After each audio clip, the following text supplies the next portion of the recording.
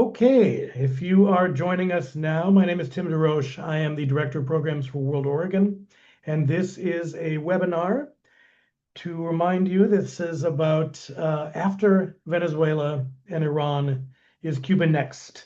And we have with us today David Bernell, who's Associate Professor of Political Science in the School of Public Policy at OSU. Before I do a proper introduction, I'm going to talk about a few things we have coming up, which I'm going to post in the chat for you, which I would like you not to miss.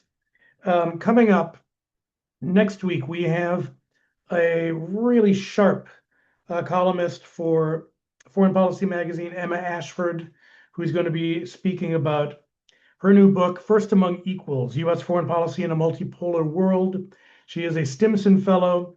She's part of a cadre of really, really sharp, I would say young minds. I'm sure she's in her mid-30s at this point, but as one gets older, everyone looks young. That's May 13th, 12 p.m. It's an online program, and I'm posting that in the chat now. Also coming up June 11th, this is in person at the Old Church. General James Mattis, the former Secretary of Defense, he'll be speaking on call sign chaos on leadership and lifelong learning. It is a wonderful opportunity to hear someone who is known affectionately as the warrior monk talk about his own experience, and I'm sure what he has gleaned about what is going on in the world as he sees it these days. As a reminder, when we get to Q&A, please post your questions in the Q&A box on your Zoom screen. And a reminder that World Oregon is a nonpartisan, nonprofit organization, so we love when your questions are germane to the topic. And while I don't necessarily censor people, if you go way off into orbit, I may either remind you of that or I might ignore your question. So without further ado, David Bernell is Associate Professor of Political Science in the School of Public Policy at Oregon State University.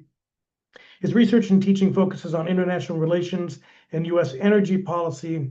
He is the author of the books Constructing U.S. Foreign Policy, The Curious Case of Cuba, and The Energy Security Dilemma. He is also the author or co-author of the Substack newsletter Defending Democracy, which addresses American global politics.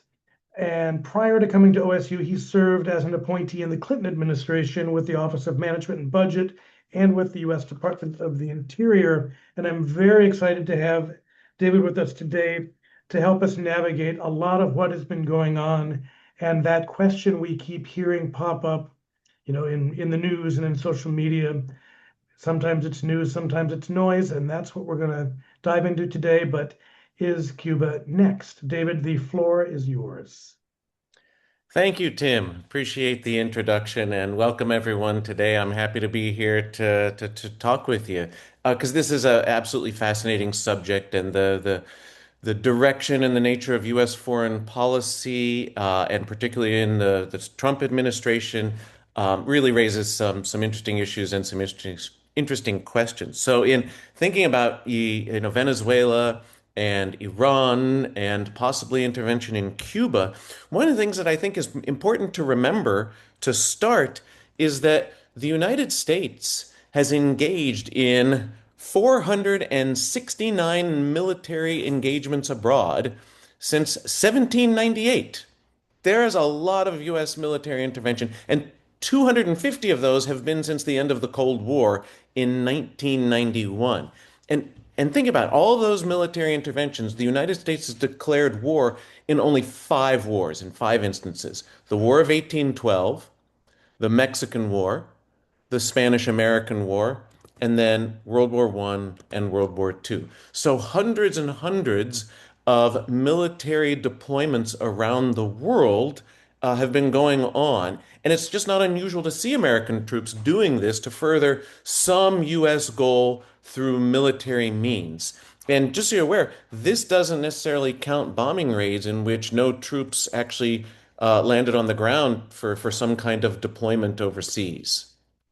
Now, in looking at the Trump administration, you can look at their what they've done, that this administration has already carried out interventions or bombings in Afghanistan, Iran, Iraq, Libya, Nigeria, Pakistan, Somalia, Syria, Venezuela, and Yemen, and also striking boats in the Caribbean said to be smuggling drugs.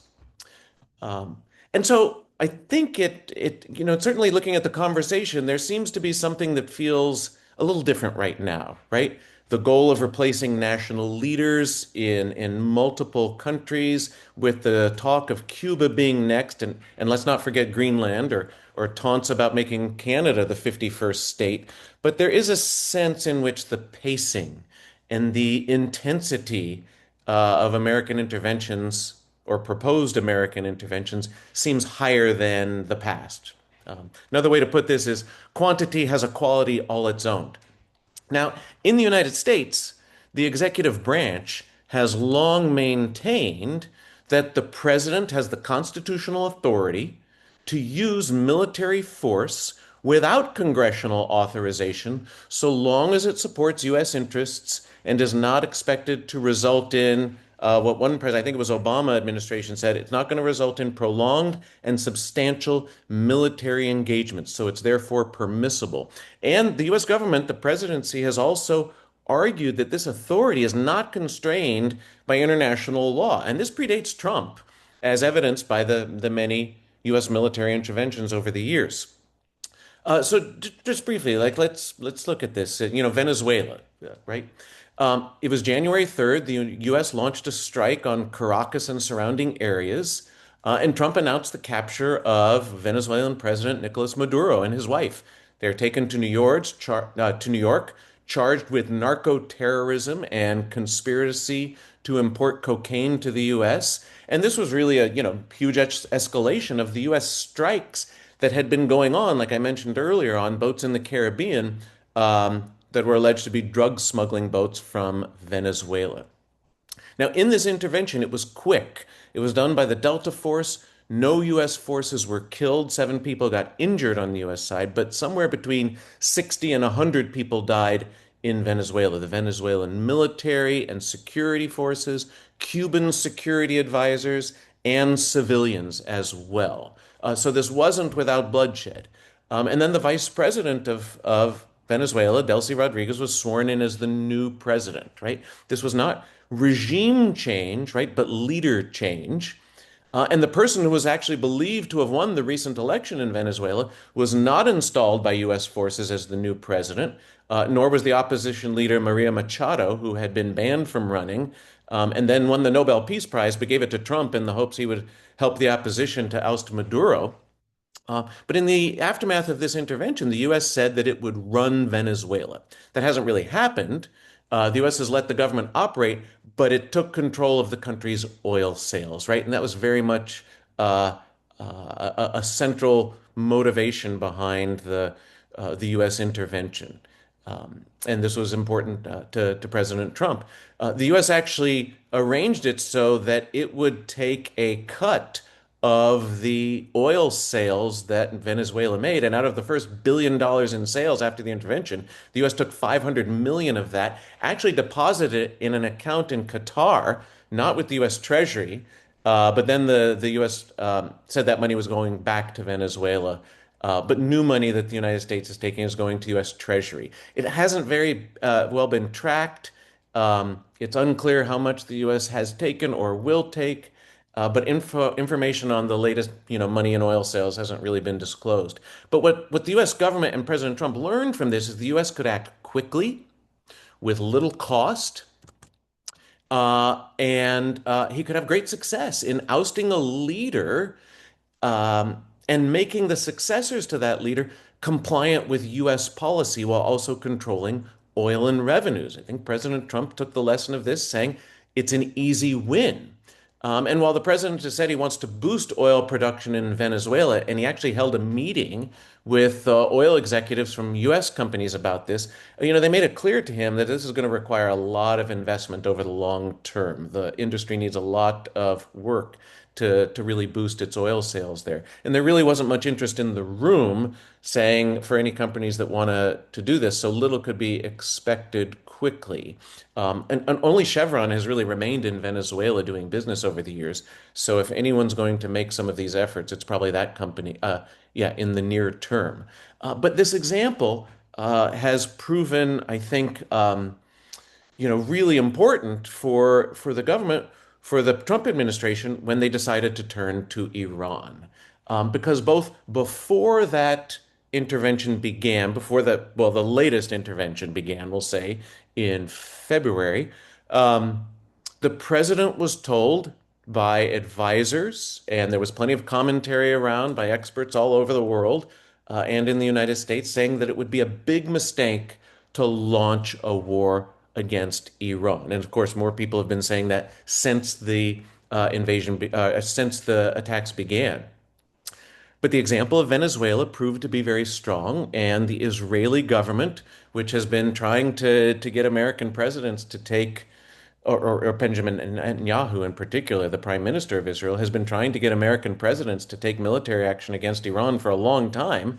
Um, but both the example of Venezuela and the Israeli case convinced Trump that winning a war against Iran would also be easy and quick and at low cost. And of course, what the president and what the U.S. As a country is learning again, because this certainly isn't the first time, is that overwhelming military power alone does not win a war. And military superiority is neither a strategy nor an objective, right? And the goals that the United States government announced have none of them have been achieved. These have included destroying Iran's nuclear capabilities, so it could never build a nuclear weapon. The president had said that this program was obliterated last June by U.S. and Israeli strikes, but then prior to, or upon launching this the current war, the president described the nuclear program in Iran as an imminent threat to the U.S. and therefore a justification for war. Certainly, the nuclear program has been damaged further and set back further. The number of strikes that the U.S. and the Israelis have made have been significant. But the nuclear and the fissile material is still there. This program has not been eliminated. That goal is unachieved. A second one was destroying Iran's ballistic missile capabilities. These were also termed an imminent threat to the U.S. and a justification for war. And as we've all been able to read about every day for the past few months, Iran's missile capabilities have remained and they continue to use them.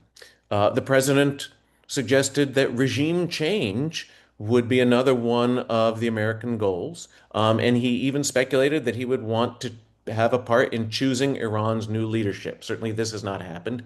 And another goal was listed as the unconditional surrender of Iran. And of course, the U.S. has a new goal that was created by the very attacks that the U.S. initiated, and that's now reopening the Strait of Hormuz, right? And this is another goal that the U.S. cannot achieve. And if you've read more news about this in the last couple of days, you'll see that the Iranians have been firing on ships trying to get through the strait, where President Trump said the U.S. will try and escort them, and it's just not working. Um, and this is huge because 20% of, prior to the war, 20% of all of the daily oil production and consumption in the world was coming out of the Persian Gulf, and also 20% of the liquefied natural gas that the world uses was coming out of the Strait of Hormuz. This is a massive amount of energy when you think about how much this is. The world uses about 100, a little more, maybe 105 million barrels a day of oil. When 20% of that's gone, this is why we're seeing prices go up to, $125 a barrel or more, although it's come down in some recent days. Same thing with natural gas, with liquefied natural gas. The price has gone up more than double. Um, and that's not the only commodity, right? Nitrogen-based fertilizers like ammonia and urea, sulfur, which is used, all these are used in multiple products. But you think about fertilizer and food supplies, where a lot of the fertilizer cannot get out of the Persian Gulf. This will affect food supplies and food prices in the coming months. The global helium supply, a lot of that comes from Qatar. So there are huge economic ramifications as well that were caused by the very war that the U.S. and Israelis began. And the thing is, the U.S. knew that the strait would be blocked. It's known it for decades. Analyses and war games have all pointed it to for years. This was Iran's leverage to ensure that the United States would not attack it, right? Hold the global economy hostage and keep yourself protected. And Trump dismissed all of this evidence, all this analysis, saying it wouldn't be a problem. And I think what you can see at this point is that countries that may be emerging stronger are certainly Iran, which only needed to survive and continue to fight. And they've accomplished both of these, right? They have proved they can withstand this huge onslaught and have demonstrated their staying power. They've replaced leaders killed in the airstrikes, and it's clear the regime is not going anywhere. They've continued to fire missiles that the president claims were wiped out, and they've done this throughout the region, destroying military assets and energy infrastructure in the region, and knocking some of it out for years. The biggest Iran victory, I would say, is in waging asymmetric warfare. They can't defeat the United States directly with conventional naval and air force forces, but asymmetrically with smaller forces that are cheap and plentiful, like drones and short-range missiles and fast boats, things like this. And just to be able to threaten shipping, this is all proving to be incredibly effective. Basically, the United States and Israel provided Iran a chance to successfully test a weapon that had been untested before, and that's called closing the Strait of Hormuz. Um, and of course, in the absence of this, China is now seen as a more reliable, stable government and is already reaping benefits in trade agreements and international finance as a result of what's going on. Even the payments that had been made for to Iran for its oil and the fee, the that the Iranians are charging for ships to get through their blockade of the Strait of Hormuz, those payments are not being made in dollars, which had always been the currency in which international energy trading took place. Now they're taking place in Chinese currency, the yuan. As one columnist described this, with this replacement of the dollar in these international transactions happening around the Persian Gulf, this person said, the mechanism that has underwritten American empire for years with Gulf oil priced in dollars and revenues recycled through U.S. treasuries is being replaced in real time by a yuan denominated corridor that didn't exist 2 months ago. And this is one of the ways in which China can be seen as reaping benefits as well, while the United States at the same time looks weak and ineffectual and unreliable. Um, so anyway, those are some of the things that I think are going on, and the president was mistaken in thinking that, as Mao put it, political power grows out of the barrel of a gun. Like I said, it's not an objective or a strategy just to have military superiority, and people are paying dearly for this. So when I think about this with regard to Cuba, what about Cuba, and what do these examples mean for possible intervention in this country? There are a lot of ways to think about. Yes or no? Does this seem like it's going to happen? First of all, the president of the United States said he wants to do this. He has made many statements about Cuba being next, about taking Cuba. And he's used that term, we're going to take Cuba. And he seems to see himself as one who can oust regimes that the U.S. has long had trouble with, in thinking that he's different, and he's willing to use force in a way that breaks with his predecessors. In fact, if you saw the news just a few days ago, the president said he'll be taking Cuba almost immediately, but he wants to finish the other one in Iran first. And so there's already been these examples and the rhetoric from the U.S. government and the president about doing this and making this happen. It's also the case we can think about Marco Rubio's influence as the Secretary of State and National Security Advisor. This is an important element here because the Rubio is an important part of what might be a chorus of voices, or maybe a small chorus of voices, encouraging the president to target Cuba. Uh, as someone with this background, his views are consistent with certainly an older generation of Cuban emigres and their children and grandchildren who have sought the ouster of the Cuban Communist Revolution. And so this is another voice lending support to the odds that Cuba might be next. You can also look at this and see that any action against Cuba would be very consistent with the national security strategy that the Trump administration released last year.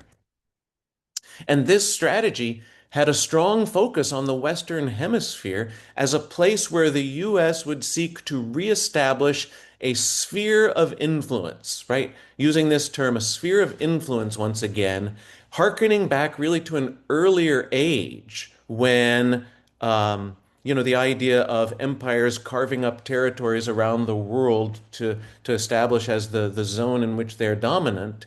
That this security strategy is looking back to that as something to be achieved. And in fact, that strategy spoke of the Trump corollary to the Monroe Doctrine, right? The Monroe Doctrine issued by President Monroe in his annual address to Congress in 1823, in which he said, any attempt by European powers to reestablish their colonies and their empires in the Americas would be considered an act hostile to the United States, and the United States would deal with them accordingly. And that doctrine, which was expanded upon by President Teddy Roosevelt in 1906 in what became known as the Roosevelt Corollary to the Monroe Doctrine, where Roosevelt said that the United States would take it upon itself in the Western Hemisphere to act as an international policing power to combat wrongdoing or malfeasance by governments in the region. And this was seen as a way that the United States would explain and justify its numerous interventions over the years, and many of them which took place in the first part of the 20th century. Now, President Trump is again referring back to these ideas, talking about a Trump corollary to the Monroe Doctrine that puts America in a position of superiority in the region. So this is another element that I think speaks to the possibility that, yes, indeed, the U.S. will intervene in Cuba. Um, it's also the case when you look at, Cuba, it's a lot closer to home than Iran, right? So the Iranians are doing well through, what you could describe as a home field advantage, right? Operating so close to home where the United States is so far away. But that would be different in the case of Cuba, which is only 90 miles from Florida. And so those kinds of problems of being so far away from home and, playing well, I'll just leave it at that. I think the United States doesn't have as big a problem in with the the possibility of acting in Cuba as it does in Iran. It's also believed that Cuba is weaker than Iran militarily as well, and that the Cuban economy is weaker than Iran's, right? So the United States has been implementing an oil blockade in recent months, stopping imports from places like Venezuela and Mexico. Mexico was threatened with more economic sanctions if it sold oil to Cuba, so they haven't been doing so.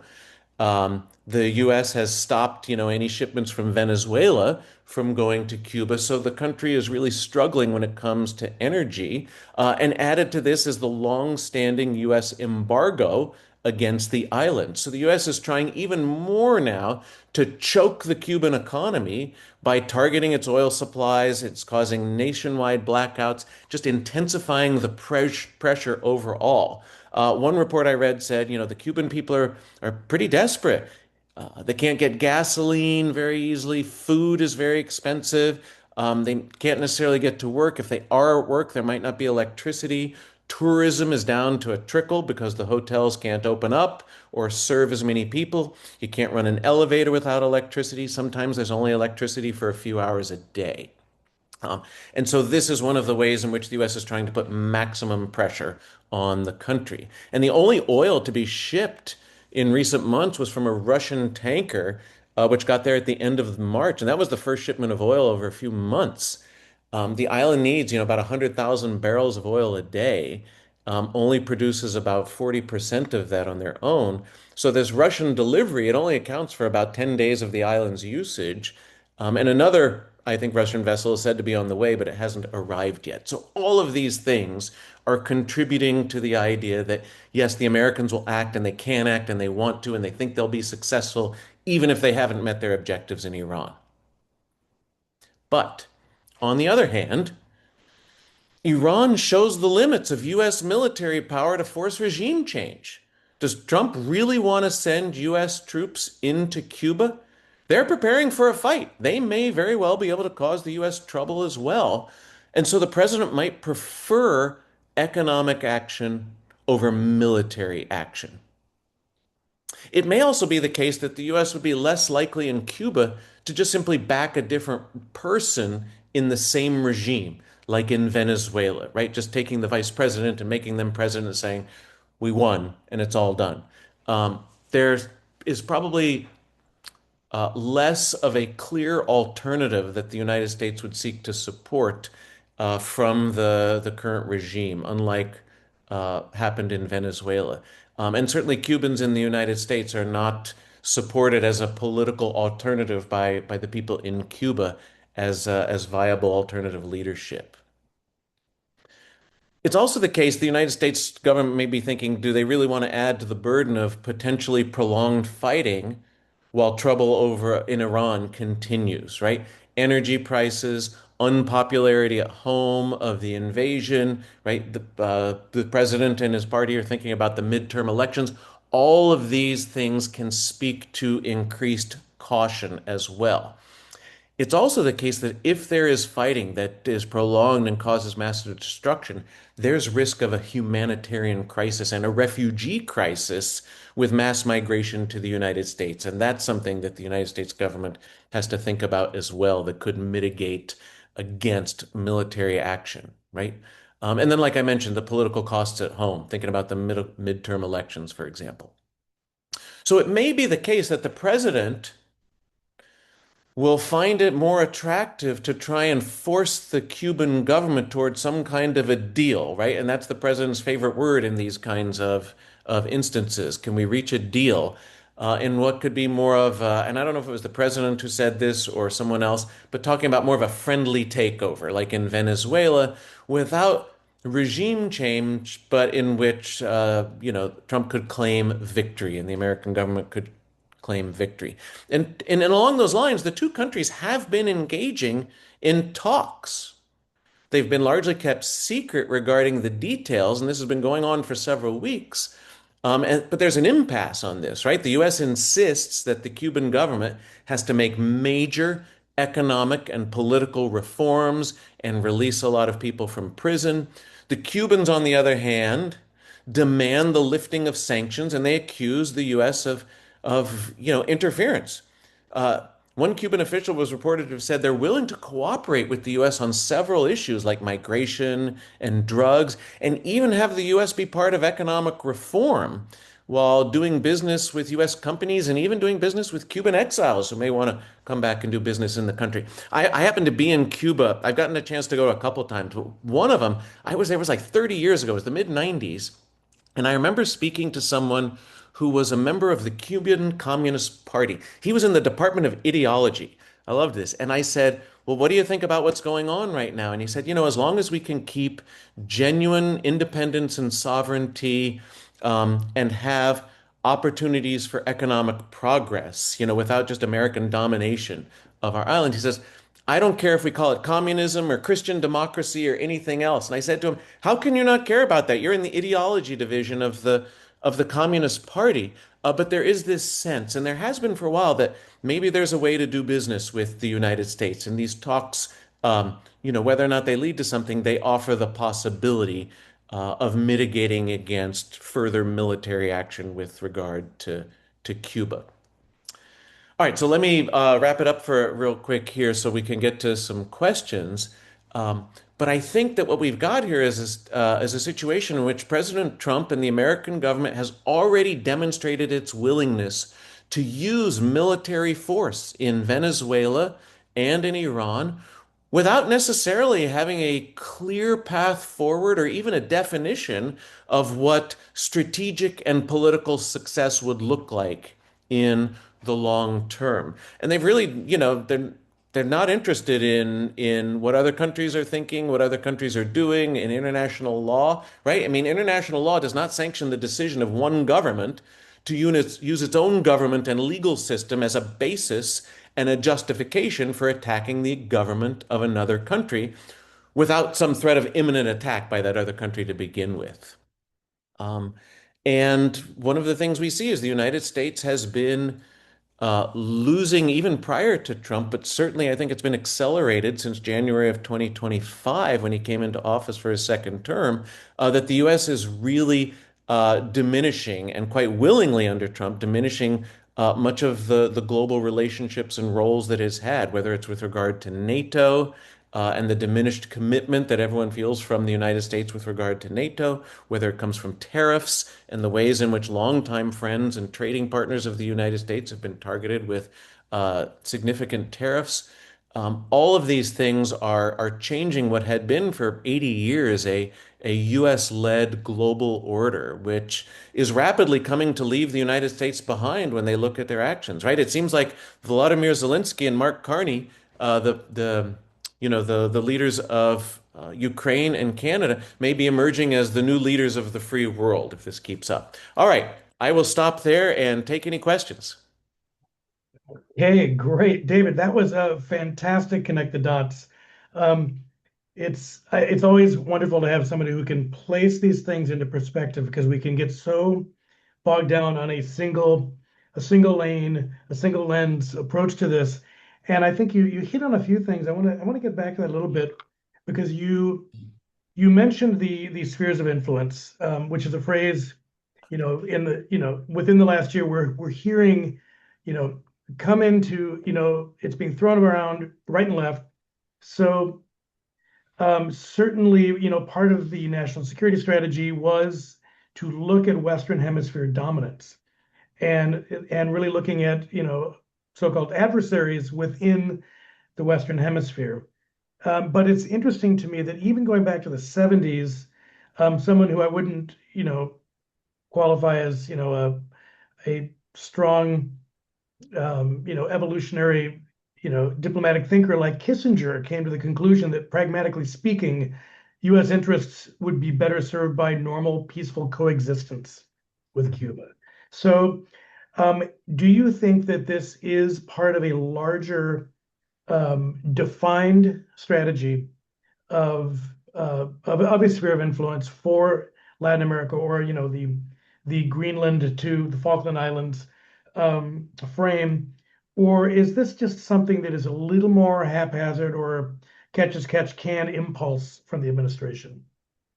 Um, I, I would say yes to both of those things, right? I mean, I think with regard to the President of the United States, his attention gets diverted pretty quickly, right? It's not often. I mean, it's every so often you'll see, stories saying like the president seems to be bored with Iran or bored with Ukraine or bored with whatever and turning to something new. But I think this is the way things work in a lot of administrations, right? A whole lot of people with some strong interests that they're defined who end up in the government try to get their goals to be US policy, right? And so I do think there is an appetite among parts of the administration for really thinking about a more robust US role, whether that's military, economic, in terms of the superiority or domination that the US has in the Western Hemisphere. And I think this is one of those where the president has more focus and more attention than a lot of other issues in regard to thinking about the Western Hemisphere and the U.S. role and its projective power. But it's also the case there's a certain haphazard nature to it as well that you've spoken about. Just because any kind of long-term change and restructuring of the U.S. role in the region requires more than 4 years of a single president, and what would probably be a couple of quicker military interventions in places like Iran and who knows, maybe Cuba as well. So it the larger project might be envisioned by a few, but the difference between talking about it and implementing it is huge, right? And what's the phrase? Everyone is always talking about Mike Tyson, right? Everyone has a plan until you get punched in the face, and certainly this is the American approach with it right now. But Cuba's just such an interesting case because the way I see it, the United States has never had a normal relationship with Cuba. It spent the first century, right, when the United States was a country, of coveting this land, of wanting to take it from Spain and make it a part of the United States. And then after the Spanish-American War, when the U.S. came to dominate Cuba for the next 60 years in terms of political and economic and military influence and intervention, right, and control by, big U.S. corporations of a lot of the economy, it was said many times, between the Spanish-American War and the beginning of the good neighbor policy under President Roosevelt, that the most important politician in Cuba was the American ambassador, not the president of the country. And so there was this period after coveting the country. Then it spent 60 years trying to dominate the country as much, and now it's spent the last, what is it, 67 years now trying to punish the country and cause the government to collapse through political and diplomatic isolation and through economic strangulation. So there's never been a normal bilateral relationship between these two countries in over 200 years. And I just don't see it happening anytime soon. Well, so we have a question that's come in from the audience that says and reminds us that the 2019 Cuban Constitution expanded private business. Mhm. But the question is, what's the motive underlying escalation? When you look at a country, I mean, do they have critical minerals? Do they have fossil fuels? What is the deal that could be made if they're actually paving a road toward more private business? Yeah. My guess is if there is some kind of deal to be made, right? It's got to be face saving enough for both sides to do this. Uh, But the Cubans, like they said, like they said, the interview I had years ago, they're like, as long as we have real independence and sovereignty, right, we can work within that because we want opportunities for economic progress.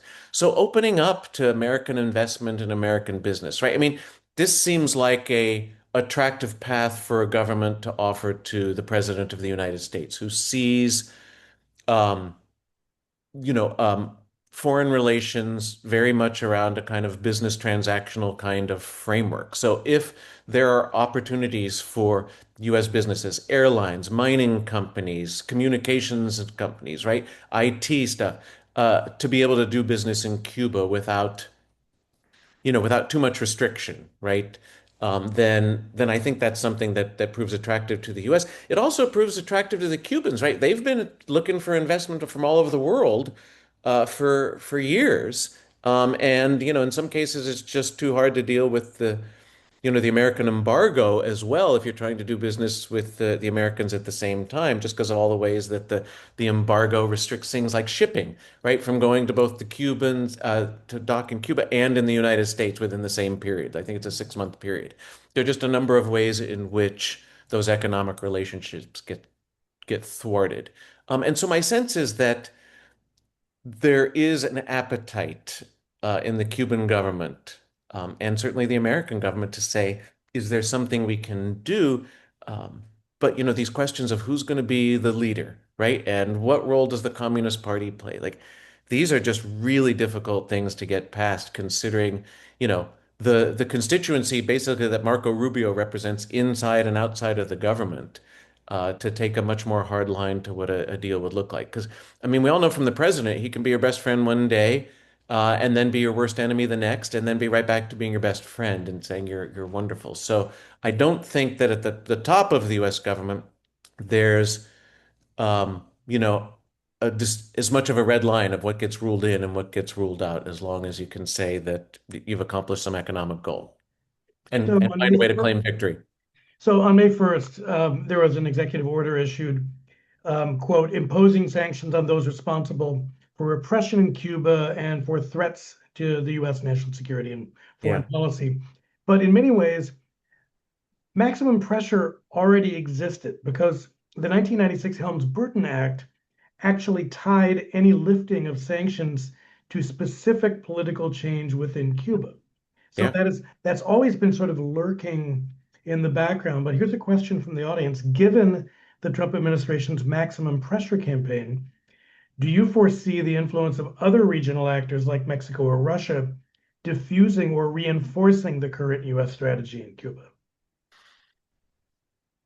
Well, that's a great question. I think about the government of Mexico, which has really been trying to walk a fine line since Trump came into to office. I mean, you basically got new leadership in Mexico, Canada, and the U.S.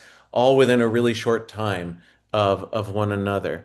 The Canadians have kind of pursued their own path with their prime minister saying, gee, these great ties and this relationship that we've had turns out to also be a liability to us, and so we have to go some different ways. The Mexican government has been trying to walk a finer line of saying, hey, we can cooperate with this U.S. government, but we also are going to find some ways to push back, and they have not wanted to provoke the U.S. by selling oil to Cuba, for example.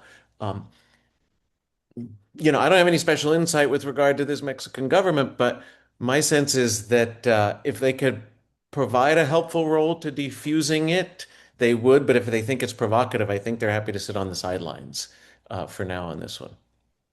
So, question from a former USAID worker.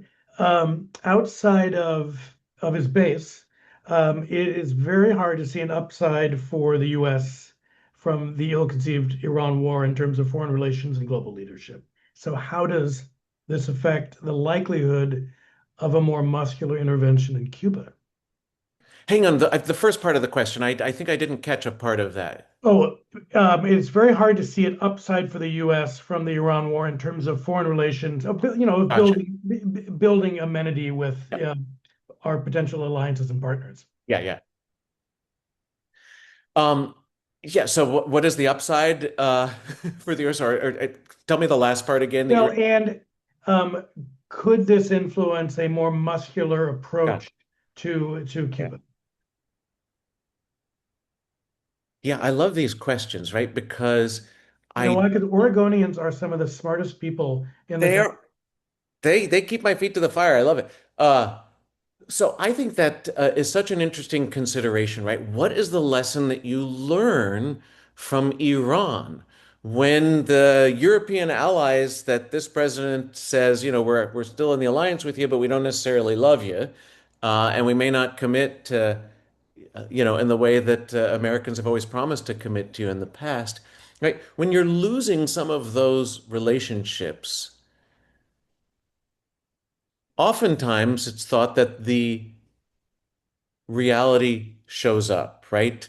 That there's a certain way in which you say, okay, going down this road is a losing bet, and we've got to moderate. We'll call it victory, but we've got to moderate and change what we're doing, considering all of the troubles that the Americans are bringing themselves and the allies, right? Even the allies in the Gulf, United Arab Emirates and Saudi Arabia, who said, hey, we're friends with the United States, we're working with you on this. And now they find themselves on the receiving end of Iranian missiles saying, hey, wait a minute, what did we get out of being your friend?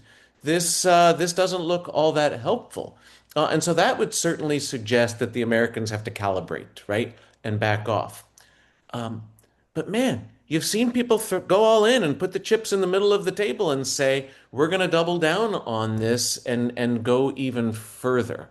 Um, and Man, Yogi Berra said it best when he said, it's tough to make predictions, especially about the future. And I think it's even more difficult with this president, right? His thinking is so inconsistent. And all you have to do is just look in the morning at what he tweeted out the night before from like tw midnight to 4 a.m. And it just doesn't look like there's leadership in this country that is consistent or predictable. So I wish I had a sense of which way I think this makes the possibility of U.S. foreign policy more or less muscular, but it's tougher to see. I think if I were going to bet in the futures markets, was it what are all those prediction markets now? I would bet that the president is going to try something with regard to Cuba, at least when we're used to $6 a gallon oil or something like or gasoline or something like this, and people just accept it as normal, then maybe the United States would be prepared to start making threats against Cuba more readily. Well, it's interesting too that I mean there was already a very dire humanitarian crisis uh, growing, and then we get the oil shortage and a blockade. In March, the power grid completely collapses. But I think it's worth noting that, you know, since 2021, more than 1 million people have left the island. So you're basically taking the population, reducing it from about 11 million to Yeah. about 8.6. So this exodus, then you have to think about that. You brought this up in your opening remarks. It reconfigures the migratory map of the diaspora. I mean, you've got, Brazil, Spain, Venezuela, other places, but the obvious thing is it has put a lot of burden on people coming to the US. And when we look at the other priorities of the administration around migration, immigration, tightening borders, um, it may seem like a simple question, but wouldn't working to lessen the humanitarian and economic collapse also help mitigate an exodus that includes migration to our shores? Yeah, it's a great question. And this is, I guess, the internal politics of the administration say this is Steve Miller versus Marco Rubio, right? Is it Steve Miller? Am I getting the name right? Stephen Miller, not the Steve Miller band, No, but no, what? Stephen Miller, yes. Yeah, Steve. I'm forgetting names. Right, the anti-immigration hawk in the administration, the deputy chief of staff, and Marco Rubio. Right, you would think that any kind of action with regard to Cuba and any kind of policy with Cuba has to take this into account. And because migration patterns um, have been such a focus of this administration, and people coming from Latin America and the Caribbean. Um, One would think that this has to be an important part of any kind of decision making with regard to what happens in Cuba. But at the same time, I think the President of the United States is willing to disregard considerations that he's just not willing to pay attention to say, no, this other thing means more is more important to me, right? And if I can take care of the Cuban problem where nobody else before me has been able to do it, starting with Eisenhower, I think that this president thinks that that would be pretty awesome thing for him to be able to do, and to see himself in that kind of historical term, in the way that he disregarded the Iranian leverage over the Strait of Hormuz to say, "Don't worry, it's me. I can take care of this. It won't happen to me, even though everybody said it would." Uh, yeah. Well, and I mean, a lot of experts are saying that, it has been such an insular and tightly controlled system of rule that it makes, internal collapse or rapid regime change highly unlikely. But a Mhm. question we have here from the audience is, what are the practical alternatives to current communist leadership absent US military intervention or occupation? Yeah, I just don't think there are clear alternatives, which I think is why it's harder for the United States to try and do something in Cuba that would be satisfying to the administration and to the kind of anti-communist Cuba constituency that is out there. There really aren't good alternatives in a way that, the Iranian government is so entrenched in Iranian society, right? Um, that power, right? You look at a system like Cuba or Iran and say, okay, well, this is an authoritarian dictatorship, but it's not just simply based on a single leader, right? The governmental institutions are so permeated, and the control and the patterns and practices and personnel are so dispersed that um, that all that really I think can be done is change of a few leaders at the top, right? That the rest is very entrenched and it's going to take a long time to change. So another audience member asks, he'd love your perspective on, is there any strategic coherence, if any, between Venezuela, Iran, and perhaps Cuba to follow, and the more strategically vital contest with China and Russia for our national security and economic dominance, and and our ability to shape the future as opposed to be reactive? Yeah. I think that's the gamble that this that President Trump is making and how he sees the U.S. role in the world and what America first means and what dominance in the Western Hemisphere means and what either trade and cooperation or competition with China and Russia actually look like. Um, to the extent that there's any strategic coherence, I think it's more of a kind of vision or, at best a heuristic saying like, here's what I'm going to make happen, right? We're not, when a president of the United States sees that the dollar being the reserve currency of global trade for 80 years is a cost to this country, though, I think that view is built on a misconception, right? I mean, we're a unusual beneficiaries in this country where we get to issue debt in our own currency and track up, like I mentioned earlier, 30 plus $1 trillion in debt. And this allows us to service that debt pretty inexpensively, in contrast to other countries who have to borrow in other currencies or borrow in dollars, and they don't get to, really the luxury of having these kinds of low borrowing costs around the world. So diminishing the role of the dollar, for example, in thinking about tariffs and in thinking about trade and cooperation with other countries, there may be a strategic coherence to American policy in that there's a consistency to the things that the president is doing. But I think they're actually counterproductive to American interests, certainly economic interests in the long run, and its political relationships, because I think there are, more and more countries who are seeing that. That being the United States friend isn't producing as many benefits as it had before. There was a column today. I really like reading Jonathan V. Last in the Bulwark, if you ever see his stuff. And he was talking about the process by which, if you think about how like Facebook and Amazon used to be good to their users and now they've extracted, then they were good to the businesses that would pay them ad money, and now they're great on both sides of the equation is to just extract value from everyone on every side of everything, and their platforms are much, much worse. And his column was like, the American platform for other countries to work with is getting worse and worse. The Americans are now extracting value from everyone instead of adding value to their users. And this is going to make the American role diminished and less sought out by others.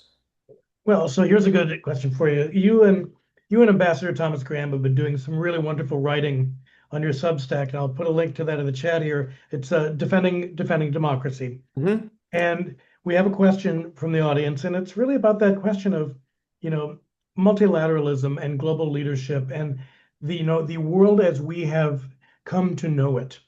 And we were all in DC in November for the World Affairs Councils of America National Conference. And, the conversation on the table at literally every meeting was, is this the end of the international rules-based order? Is it broken? Will we return? And the question is, as our NATO partners are already demonstrating with their own increased defense spending, in fact, we talked about this yesterday on a program about Germany, who is on track to be at the 3.5 of GDP by 2029. Yeah. And looking at the realignment underway, look at Carney with the EU and China for trade, will we be able to recover from all of the dismantling that has already taken place at the point of our alliances post World War II? And even if we did, in the interim, is the world going to move on? Yeah. I would say absolutely yes. And the world already was before Trump ever showed up, right? That American role was diminishing in terms of political, economic, and military power, right? I think we're demonstrating it more, and the president, the current administration is accelerating many of those changes that were underway and managing them in those changes in such a way that they're going to be even more harmful to the United States. But yeah, you can't go home again, and no one was ever going to. Um, but I do feel like the United States government is imposing some self-inflicted wounds on its own longer-term interests in the world. If European countries are spending more on defense when they see Russia invading a neighbor and looking at the Baltic states. The Baltic states and Poland, they are increasing their defense spending by a lot, and they have been, and some of them are over that 3.5% of GDP, or they're going to get there soon because they see the problem on their border more so than anyone.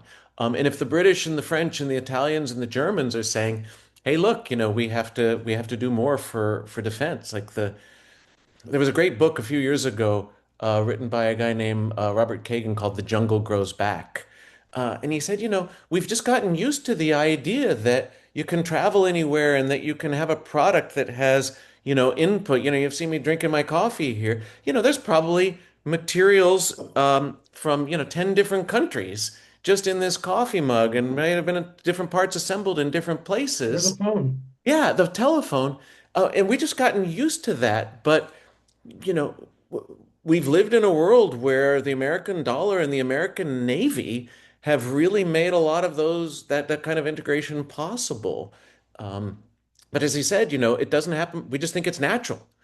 Certainly living in the United States, we think this is a natural order of things, but it's not, right? The world has fought horrific wars in the 20th century that led to an outcome that gave us stability for a lot of years. But if you don't continue to cultivate it, that jungle will grow back, and that change is already happening anyway. Um, like I said, I don't think the United States is cultivating that garden all that well. Well, and it's interesting. I looked at a map this morning, and I might be remembering this wrong, but it was a map of the world, and it showed the countries that still support an embargo on Cuba.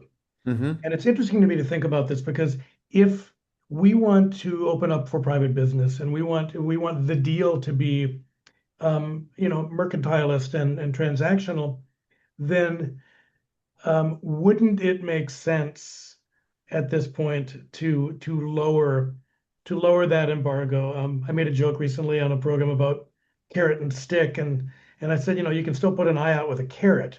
Um, but but the three countries that still support the embargo, I believe, are the U.S., Hungary, and Ukraine. Yeah. And interesting mix. But what I want to get at is I'm looking at models. The U.S. has normalized relations and developed strategic partnerships with Vietnam, which is a communist country. Yet we continue to fight against Cuba as a Mhm. communist regime. Yeah. And this policy has, in essence, kind of alienated key regional allies like Mexico and Brazil. So, would it not make sense to really look at how we have moved forward with a country like Vietnam, with a country that is 90 miles our neighbor? That made sense 30 years ago. It made sense before, right? I mean, you've got an embargo for 65 plus years, and still an American government's policy is like, let's just keep this going. Maybe it's going to work one day, right? What's the definition of insanity? Doing the same thing and expecting a different result. Uh, and this has been the American approach. I mean, imagine how different Cuba might be today if there had been no embargo and the Americans just tried to engage Cuba for the past 67 years, and have normal relationship with it in terms of diplomacy and economics, right? Cuba would look very different today, and the relationship with the U.S. would certainly be very different today. But you can look at governments like China and Vietnam, which, their human rights violations are well documented, just as the Cubans are. And the Americans have no problem doing business with them. It's like I said, there's never been a normal relationship with Cuba. And when Castro came to power, it was this volatile combination of a mix of anti-communism and the Monroe Doctrine that came together that really made the American reaction especially sharp. It challenged U.S. leadership in the region and went communist as well at the same time. And that was, Kennedy said it at the time. He said that can never be negotiated, right? And it still hasn't been. Hmm. Well, you've given us a lot to think about. We were at time. For the audience, check out Defending Democracy. This is David's Substack that he does with Ambassador Thomas Graham. It's really, really excellent. Join us next week for Emma Ashford speaking about U.S. foreign policy in a multipolar world. I love these phrases we keep putting into our grammar, like the multipolar, the polycrisis. But we need to adapt to something that changes quickly and often within the course of a day. David, thanks for joining us. Thank all of you in the audience for your questions. Please stay safe, stay informed, read the news, don't be taken in by the noise, and we will see you next time in this space or hopefully in person. So thank you so Thanks much. for having me. It's been a pleasure. You bet.